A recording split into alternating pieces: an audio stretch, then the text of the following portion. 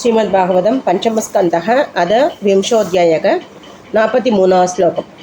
अण्डमध्यगतसूर्यो द्वायावुम्भ्योर्यदन्तः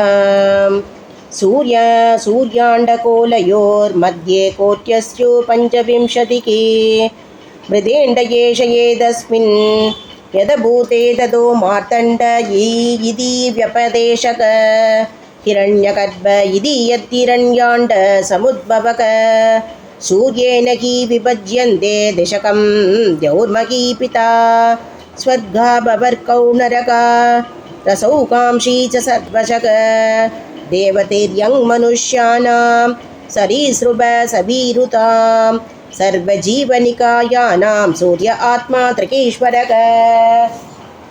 इति श्रीमद्भागवते महापुराणे पंचमस्कन्धे भुवनकोशवर्णने समुद्रवर्ष सन्निवेश परिमाण लक्षणो विंशोऽध्यायः। श्रीहरये नमः श्रीहरये नमः श्रीहरये नमः।